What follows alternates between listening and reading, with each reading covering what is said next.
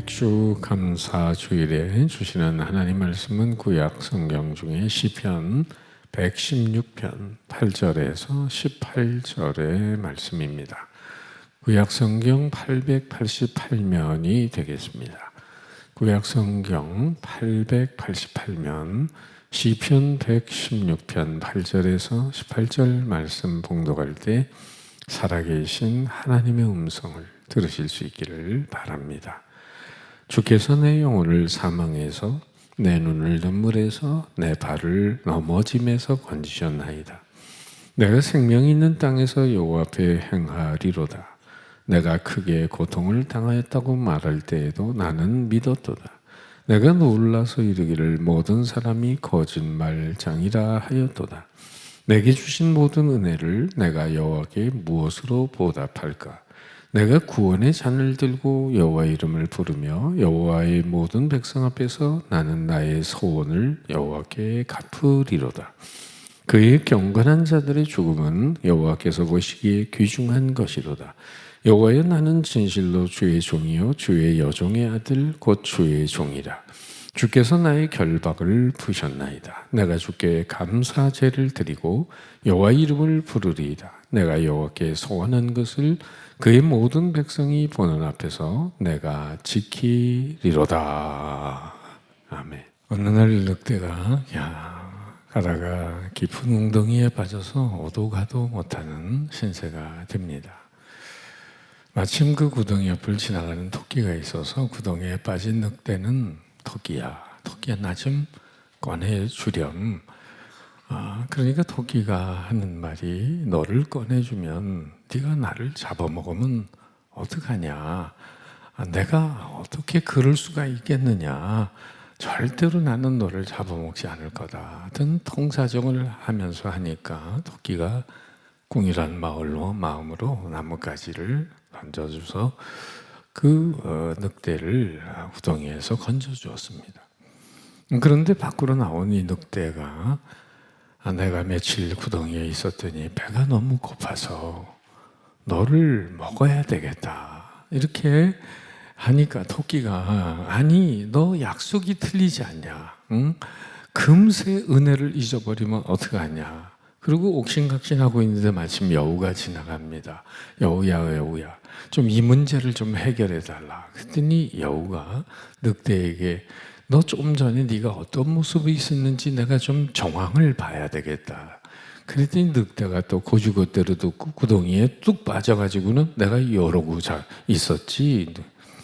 그러니까 여우가 늑대야 너는 거기서 고생 좀 더 해야 되겠다. 은혜를 모르는 놈아.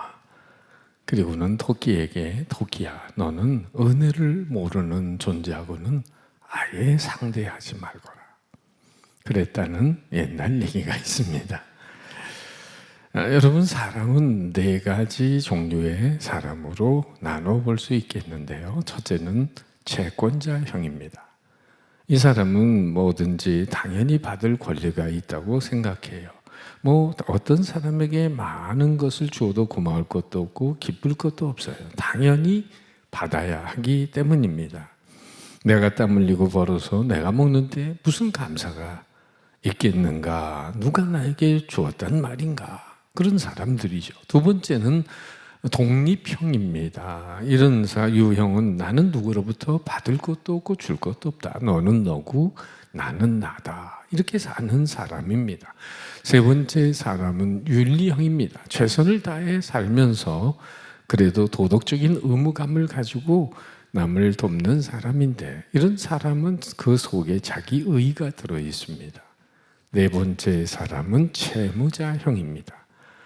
빚진 자의 마음으로 사는 사람입니다. 나는 모두로부터 은혜를 받고 살아왔다 생각하고 부모의 은혜, 형제의 은혜, 스승의 은혜, 나아가서 하나님의 은혜 속에 오늘의 나의 나됨이 있다. 그리고 그 모두에게 은혜 갚는 마음으로 살아가는 그런 사람이 바로 채무자 인생입니다. 여러분은 어디에 속하는 겁니까? 오늘 성경에는 바로 이 채무자 의식을 가지고 아름다운 신앙 고백을 하는 다윗의 고백이 있습니다. 그 고백 같이 한번 읽어볼까요? 시작. 내게 주신 모든 은혜를 내가 여호와께 무엇으로 보답할까? 이 시편 116편은 6월절, 장막절, 77절에 절기를 맞을 때마다 이스라엘 백성들이 광야에서 은혜를 베푸신 그 은혜를 떠올리며 감사하는 읽는 시편이었습니다. 이 시는 그리고 아울러 다윗이 사랑하는 아들 압살롬이 아버지 다윗을 반역했을 때 삶의 위기에 몰렸을 때 하나님께 올려드린 기도를 하나님이 응답해 주신 것을 인해 예루살렘으로 다시 돌아온 것에 감사하는 마음으로 고백합니다. 그렇지만 이 다윗의 시는 다윗뿐만 아니라 오늘 우리의 신앙 고백이기도 해야 할 것입니다. 지나온 반년 동안 여러분 어떻게 살아오셨습니까? 물론 우리의 노력과 최선이 없는 것은 아니죠. 그러나 창조의 은혜, 오장육부를 움직이시는 창조의 은혜, 또 원죄를 구원받고도 자범죄를 용서해 주시는 하나님의 은혜, 보이지 않는 손길로 우리의 인생의 목덜미를 붙드시고 우리를 삶의 위기에서 인도해 주시는 하나님의 은혜가 아닌들 오늘 우리가 이 자리에서 예배를 드릴 수 있겠습니까? 그러니까 전반기를 감사하면서 우리는 역시 다윗처럼 이런 고백을 해야 하지 않을까요? 내게 주신 모든 은혜를 내가 여호와께 무엇으로 보답할까? 다윗이 이렇게 감사의 고백을 하는 이유는 우선 1절, 2절에 나와 있습니다. 같이 읽어보죠. 시작. 여호와께서 내 음성과 내 간구를 들으심으로 내가 그를 사랑하는도다.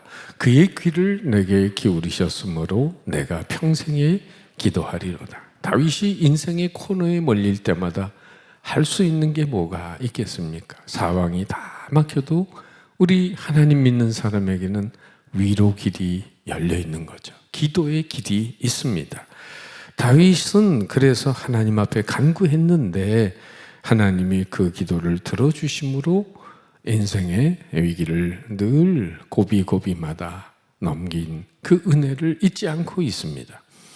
자칫하면 우리가 골리앗을 물리친 다윗이 또 많은 전쟁에서 이기면서 승승장구해온 자기 능력이 특출한 인물로만 생각할 수 있지만은 그러나 알고 보면 정작 다윗은 수많은 인생의 위기에서 두려워하며 떨었습니다. 오늘 3절의 말씀을 보세요. 사망의 줄이 나를 두르고 수월의 고통, 지옥의 고통이 내게 이름으로 내가 환난과 슬픔을 만났을 때에 다윗은 수많은 적들 때문에 긴장하며 살았습니다. 특별히 자신이 섬겼던 사울 왕으로부터 그는 많은 시기와 미움의 표적이 되었습니다. 한 번은 사울 왕의 악령을 쫓아내기 위해 그의 앞에서 그 궁중에 들어가서 수금을 타게 됐는데 어느 순간 이 사울 왕이 던진 창이 자기 연주하고 있는 그 옆으로 벽에 쌩 하고 날아와서 박히는 거죠. 사울은 천천히요 다윗은 만만이로다. 다윗이 골리앗을 물리친 이후에 다윗의 인기가 올라가고 자신의 인기가 내려갔다는 이 시기심에 불타서 오히려 경거망동을 하면서 행동했던 사울 왕 때문에 그는 죽음의 위기를 계속 겪게 됩니다. 정말 영문도 모르고 이렇게 당하는 다윗은 얼마나 두려워했겠습니까? 삶과 죽음이 정말 종이 한 장 차이였던 거예요. 또 한 번은 사울의 딸 미갈과 결혼해서 얼마 되지 않았는데 침상에 누웠는데 사울 왕이 자객들을 보냅니다. 다윗을 죽이기 위해서. 야밤에 다윗은 도주해야만 했죠. 이후에도 끊임없이 다윗을 10년이나 사울 왕은 쫓아다닙니다. 다윗은 한순간도 잠을 편안하게 잘 수 없는 사람이었어요. 그래서 정말 3절의 고백이 이해가 됩니다. 사망의 줄이 나를 두르고 수월의 고통이 내게 이름으로 내가 환난과 슬픔을 만났다는 것. 그러나 이것보다도 더 다윗의 마음을 아프게 한 사건은 바로 다윗의 사랑하는 그 아들 압살롬이 구테타를 일으켜서 아버지의 등에 칼을 꽂고자 했던 사건입니다. 압살롬은 키도 크고 얼굴도 잘생겨서 다윗의 후계자감이었습니다. 그래서 다윗은 압살롬에게 한 번도 얘야 그렇게 하면 안 된다 이런 말조차도 하지 않았던 사랑하는 아들이었어요. 그런데 그런 아들이 아버지의 등에 칼을 꽂으려고 할 때 아버지 다윗은 얼마나 마음이 아팠을까요? 그 슬픔이 두려움보다 슬픔이 컸을 겁니다. 10절에 이런 고백을 합니다. 내가 크게 고통을 당하였다고 말할 때에도 나는 믿었도다. 내가 놀라서 이르기를 모든 사람이 거짓말장이라 하였도다. 이 말은 세상에 믿을 놈이 한 놈도 없다 그 말입니다. 왜? 자기가 낳은 자식도 아버지를 배반하는데 그 누군들 믿을 수 있겠습니까? 다윗이 왕위에 앉았을 때 그렇게 아부를 떨고 아양을 떨던 신하들이 다윗이 피난길에 오를 때 오히려 돌판매질을 하고 저주를 하는 그 말을 퍼부을 때 다윗은 얼마나 인생의 비애를 느끼지 않았겠습니까? 사람들 다 평소에 선하게 보이고 착하게 보여요. 그러나 곤란을 당해 인생의 밑바닥이, 인간 본성의 밑바닥이 드러날 때가 있어요. 아니, 저 사람 저런 사람이었나? 세상이 이렇게도 악한 건가? 사람들이 다 사기꾼으로 보이고 세상 도둑놈으로 보이는 그렇게 순간이 있습니다. 그러면 자기 자신은 아무 문제가 없었을까요? 그것도 아니에요. 더 놀라운 사실은 나도 똑같은 거짓말장이요 위선자요 사악한 본성을 지닌 죄인임을 발견할 때 더더욱 슬퍼지게 되는 거죠. 다윗이 압살롬에게 쫓김을 당할 때 왜 아들에게 대적하지 못했느냐 하면 그것은 다윗 자신이 밧세바를 범하고 그 충신 우리아를 죽게 한 죄값을 치르고 있다는 사실을 깨달았기 때문이죠. 배신은 배신으로 돌아오고 있다는 걸 말이에요. 다윗은 정욕의 죄로 말미암아 자기에게 충성을 한 신하를 속입니다. 속이는 정도가 아니라 적의 최전방에 내보내서 죽게 만듭니다. 자기 양심을 속입니다. 하나님을 속입니다. 그래서 10절에 내가 놀라서 이르기를 모든 사람이 거짓말장이라 하였도다. 아들에게 배신당할 때 그런 고백을 했지만 그 모든 사람 중에는 다윗 자신도 포함되어 있는 것입니다. 자기도 죄의식으로 인해 심한 고통을 겪게 되는 거예요. 그래서 시편 38편 22절 4절에는 이런 고백을 다윗이 하고 있습니다. 주의 화살이 나를 찌르고 주의 손이 나를 심히 누르시나이다. 주의 진노로 말미암아 내 살에 성한 것이 없사오며 나의 죄로 말미암아 내 뼈에 평안함이 없나이다. 내 죄악이 내 머리에 넘쳐서 무거운 짐 같으니 내가 감당할 수 없나이다. 여러분, 다윗은 이런 고통과 슬픔의 시간에 무엇을 했습니까? 3절, 4절 다 같이 한 목소리로 읽어봅니다. 시작.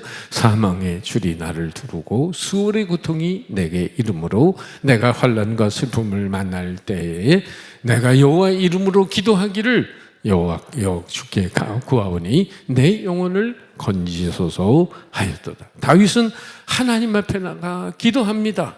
하나님은 다윗의 간구를 들어주십니다. 그의 기도에 귀를 기울이셨어요. 그리고 크신 은총을 베풀어 주셨습니다. 8절에 그래서 다윗은 이렇게 고백합니다. 주께서 내 영혼을 사망에서 내 눈을 눈물에서 내 발을 넘어짐에서 건지셨나이다. 할렐루야.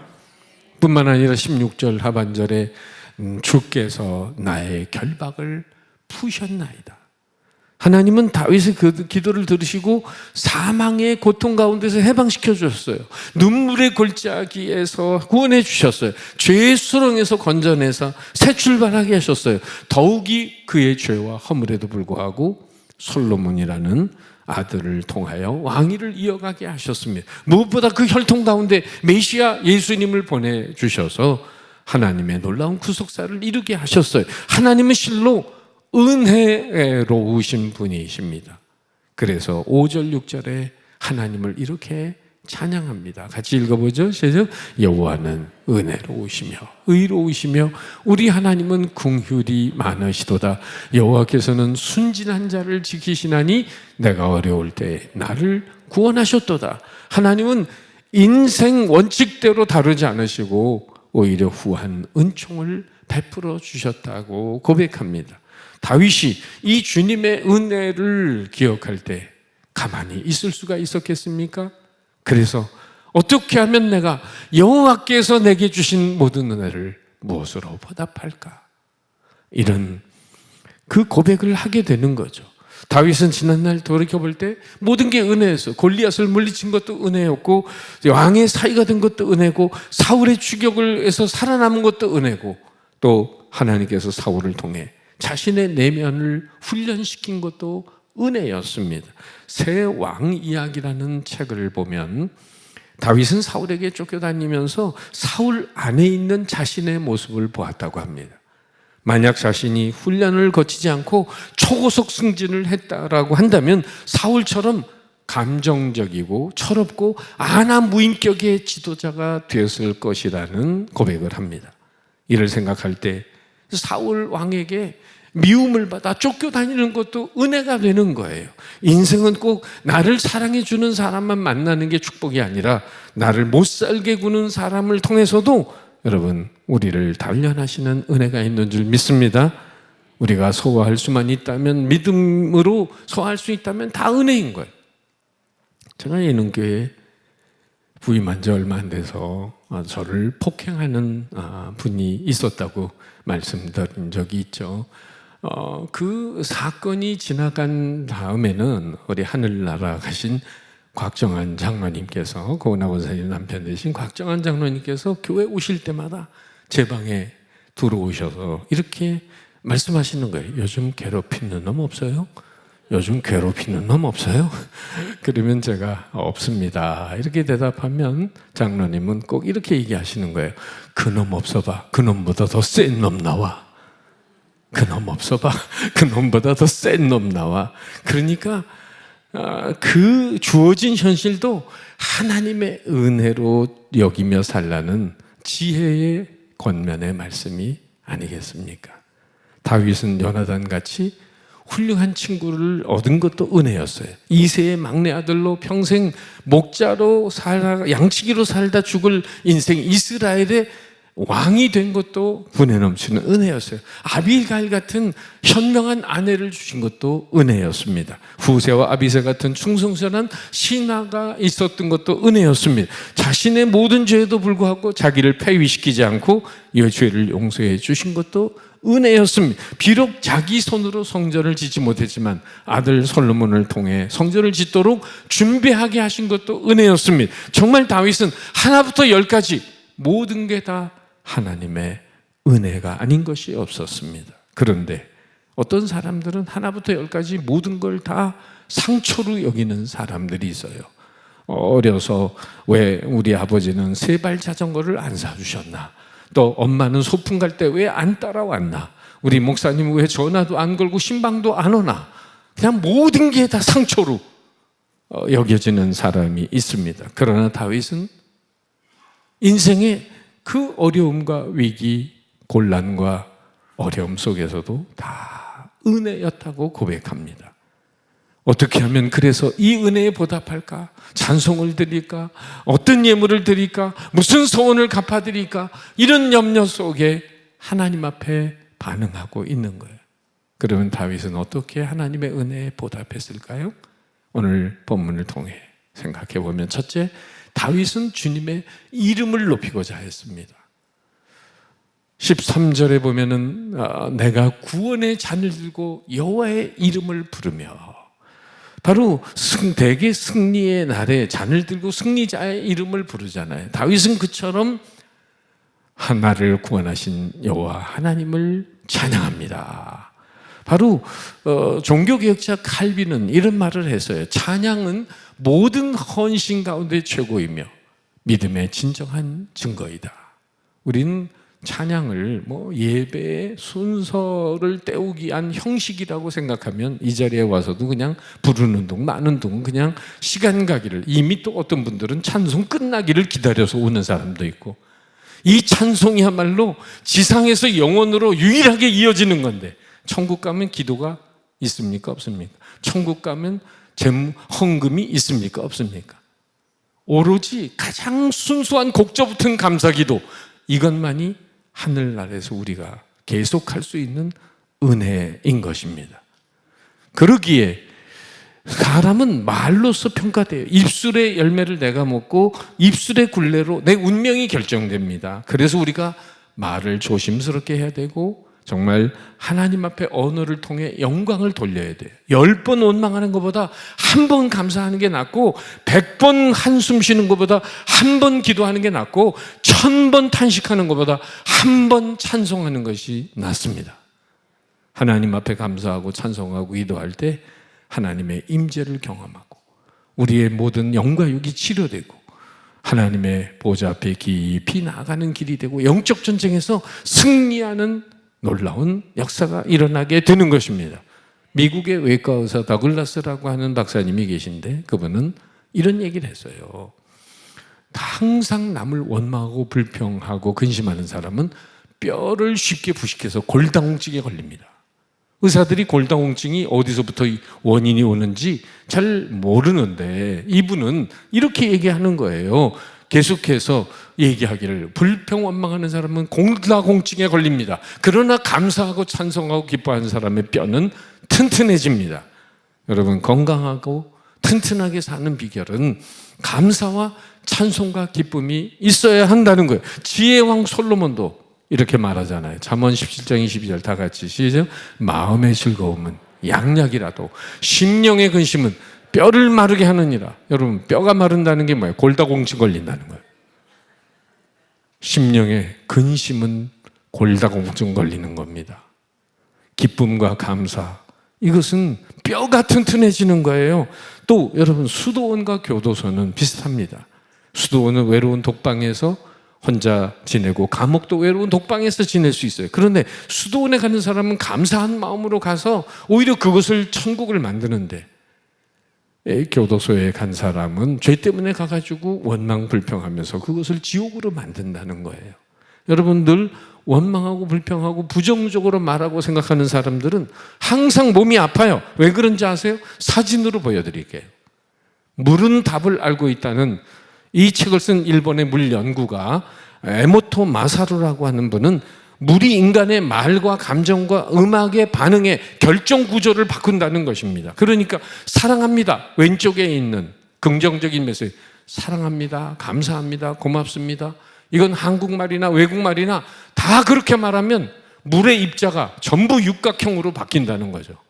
그러나 오른쪽에 부정한 메시지처럼 죽여버린다, 망할 놈, 이 바보 같은 놈, 미친 놈, 그러면은 물의 입자가 다 깨져버리는 거예요. 그런데 우리 몸이 여러분 몇 퍼센트가 물입니까? 70%가 물이에요. 그러니까 부정한 말, 아름다운 말을 하지 못하면은 자기 몸에 이 모든 70%를 차지하고 있는 물이, 결정체가 깨어져 버리면 그게 병이 되는 겁니다.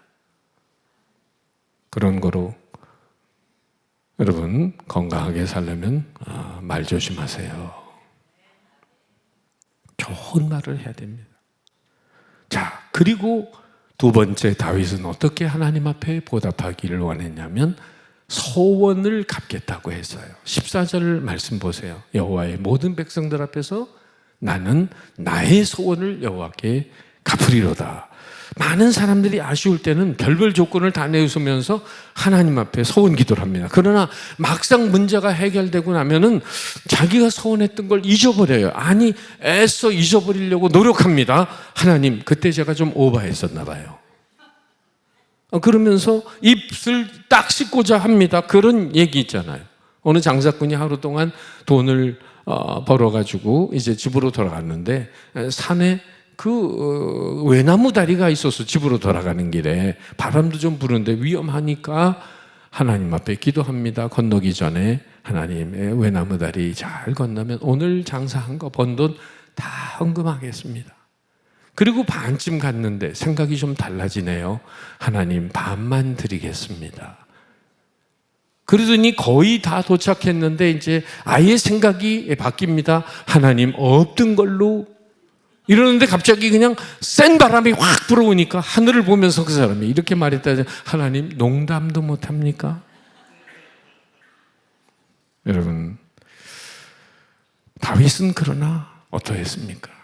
어찌하든지 소원을 갚고자 했어요. 사람과 사람 사이의 약속도 신실하게 지켜야 되시 하나님과의 약속도 마찬가지입니다. 바로 어려움 당할 때, 곤란할 때, 병들 때, 환난 속에 있을 때 하나님 앞에 소원했으면 반드시 갚아야 돼요. 내 마음속에 소원을 하면서 기도할 때 하나님에게 소원을 이루어 주시잖아요. 시편 기자는 50편 14절 15절에서 말합니다. 감사로 하나님께 제사를 드리며 지극히 높으신 자에게 네 소원을 갚으며 환난 날에 나를 부르라. 내가 너를 건지리니 네가 나를 영화롭게 하리라. 감사하며 소원을 갚으면 하나님이 기도에 응답하시고 축복해 주실 줄 믿습니다. 세 번째, 다윗은 어떻게 하나님께 보답하려고 했어요? 감사제를 드리겠다. 이 17절 말씀에서 내가 주께 감사제를 드리고 여호와의 이름을 부르리이다. 이 감사제를 드린다는 거 영어 성경에 보면 sacrifice of thank offering이라고 되어 있는데 쉽게 말하면은 감사의 희생 제물을 올려드린다는 고백입니다. 여러분, 정말 우리는 그저 감사합니다 말 한마디로 쉽게 끝날 수 있을 것 같지만은 감사에는, 진정한 감사에는 희생이 뒤따라야 됩니다. 시간을 희생해야 되고 물질을 희생해야 되고 정말 정성 어린 마음을 희생할 줄 알아야 합니다. 오래전 이야기인데요. 미국 서부에 아마고사라는 사막을 지나다 보면 중간 지점에 물펌프를 발견할 수 있다고 합니다. 낮 기온이 60도까지 상승을 하기 때문에 뜨거운 한낮에는 어떤 방법으로도 여행하는 것이 불가능했는데 물이 그때 없으면 이건 죽음이나 마찬가지예요. 그런데 여행자들이 그 뜨거운 사막에서 펌프를 발견하고는 달려가면 그 펌프의 손잡이에 깡통이 매달려 있는데 깡통에 이런 안에 보면 메모지가 있다는 거예요. 들어보세요. 이 펌프에 물을 붓고 펌프질하면 물은 틀림없이 솟아나옵니다. 이 땅 밑에는 언제나 물이 있습니다. 이 펌프 옆에 흰 바위 밑에는 큰 병에 물이 담겨져 모래에 파묻혀 있습니다. 더 햇빛에 증발되지 않도록 마개를 잘 막았습니다. 그 병을 꺼내어 그 물을 펌프에 부으십시오. 만약에 그 물을 먼저 먹으면 안 됩니다. 그러면 가다가 목말라 죽습니다. 그 물을 펌프에다가 붓고 펌프질을 하십시오. 제 말을 믿으세요. 틀림없이 물이 나올 것이며 당신이 필요한 물을 충분히 쓸 수 있게 됩니다. 그리고 물을 다 쓴 후에는 그 병에 물을 가득히 채워서 마개를 막아주고 처음 있었던 모래 속에 묻어두십시오. 다음에 오는 여행자들을 위해서 말입니다. 주신 병의 물을 먼저 마셔버리면 안 됩니다. 제 말을 믿으세요. 저도 어렸을 때 신당동에서 태어나서 자라면서 마당 한가운데 펌프가 있어서 친구하고 펌프를 찍고 또 물을 펌프에다가 집어넣으면서 그런 장난을 쳤는데, 여러분, 샘의 물을 끌어올리기에 펌프에 붓는 물을 무슨 물이라고 하죠? 마중물. 참 누군가 이름을 짓기를 정겹게 지었어요. 이 샘 밑에 있는 그 물을 솟아오르게 하는데 마중 나가는 물이다. 마중을 나가는 물. 마중물. 참 정겨운 표현인데요. 여러분, 만일 여러분이 말씀드렸던 그 사막에서 갈증과 뜨거움으로 초죽음이 되어 있는데 그 깡통에 메모지를 발견했다면, 읽었다면 어떻게 하시겠습니까? 여러분은 여러분의 갈증을 해소하기 위해서 그 병에 있는 물을 마셔버리겠습니까? 아니면 깡통에 그 메모지에 적힌 대로 그 물을 펌프에 부으시겠습니까? 사람들은 보이지 않는 것보다도 보이는 것, 느낄 수 없는 것보다는 육신적인 감각을 먼저 생각하고 그리로 달려가는 경향이 있습니다. 이처럼 보이지 않는 넓은 세계가 중요하다 하더라도 사람은 당면한 현실과 눈앞의 육신적인 삶을 먼저 생각하게 됩니다. 하나님 은혜에 감사하는 일이 먼저가 돼야 함에도 불구하고 우리의 현실을 생각하면서 당장 눈앞의 환경, 당면 과제를 생각하면서 하나님께 감사하는 일을 뒤로 미룰 수가 있는 거죠. 나를 영원한 저주에서 구원해 주신 하나님의 은혜, 영원한 하나님 나라의 상속자로 삼아주신 은혜, 지금도 함께 하시고 기도를 들어주시며 보호하시고 인도하시고 선한 길로 인도하시는 은혜, 그리고 우리가 반년 동안, 아니 일주일 동안 지은 죄를 눈 감아 주시는 은혜를 생각해 보세요. 여러분, 우리가 지은 죄, 마음으로 생각으로 입술로 행실로 지은 죄, 또 알고도 지은 죄, 모르고도 지은 죄, 선을 행할 줄 알고도 행치 않는 죄, 하나님이 우리의 죄를 벌하기로 마음 먹으셨다면 우리는 오늘 이 자리에 못 앉아 있습니다. 눈 감아주시는 하나님의 은혜가 아닌들 우리가 이 자리에 있겠습니까? 그래서 어거스틴은 말하잖아요. 인간은 죄 짓는 것도 하나님의 은혜다. 죄 짓는 순간에 심장마비를 보내준 지 벼락을 치면 인간은 죄도 마음 놓고 못 짓는 거예요. 죄 짓는 것도 하나님의 은혜다. 하나님의 엄청난 은혜가 아닌들 오늘 우리는 존재하기 어렵습니다. 자, 그런 거로 우리는 오늘을 당면한 육신의 현실을 먼저 생각하지만 주님은 당신의 독생자까지 희생하시면서 우리에게 영원한 그 천국을 예비해 주시고 속죄의 은혜를 주셨습니다. 그런데 우리는 주님을 위해 단 10분간의 기도 시간도 못 내드리고 한 푼의 감사의 예물도 못 드린다면 그것은 얼마나 하나님의 마음을 슬프게 해드리는 것이겠습니까? 결론의 말씀입니다. 다윗은 오늘 삶의 위기 가운데 살면서 하나님이 베푸신 은혜를 떠올리며 이렇게 고백합니다. 내게 주신 모든 은혜를 내가 여호와께 무엇으로 보답할까? 노년에 쓴 시편 103편 2절에도 비슷한 고백을 하죠. 내 영혼아 여호와를 송축하며 그 모든 은택을 잊지 말지어다. 잊을 것은 다 잊어야 되지만 은혜만큼은 잊어서는 안 된다고 고백합니다. 시편 기자는 또 고백하죠. 감사로 제사를 드리는 자가 나를 영화롭게 하나니 그 행위를 옳게 하는 자에게 내가 하나님의 구원을 보이리라. 감사는 벽에 던진 공과 같다는 말이 있습니다. 벽에 공을 세게 던지면 세게 돌아옵니다. 약하게 던지면 약하게 돌아옵니다. 마찬가지로 하나님께 우리가 감사하면 할수록 새로운 감사의 조건이 생기게 됩니다. 감사는 감사를 낳고 감사는 또 다른 기적을 낳습니다. 믿습니까? 감사하며 사는 사람은 더 감사하게 되고 더 행복하게 되는 것입니다. 우리도 각자 주님으로부터 받은 은혜가 얼마나 큽니까? 어떤 사람은 가정에 대한 슬픈 운명으로부터 구원을 받았어요. 어떤 분은 반복해서 죄의 사슬로부터 해방을 받았어요. 열등감, 시기심, 미움의 죄로부터 구원을 받았어요. 인생의 허무와 무의미와 걱정과 근심으로부터 건짐을 받은 분도 있어요. 어떤 분은 인생의 목적 없이 시간을 허비하다가 주님 안에서 새로운 목적과 사명을 발견하고 하나님의 구속사의 스피릿으로 살아가는 사람들이 있습니다. 저희들도 다윗처럼 구원의 잔을 들고 여호와의 이름을 찬송하며 하나님과의 약속한 것을 갚아드리며 하나님 앞에 기쁨의 예물을 올려드릴 때 그것이 새로운 축복과 기적의 마중물이 될 줄로 믿습니다.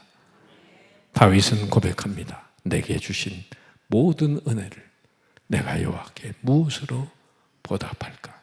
이 고백이 우리 모두의 고백이 되시기를 주님의 이름으로 축복합니다. 기도하겠습니다.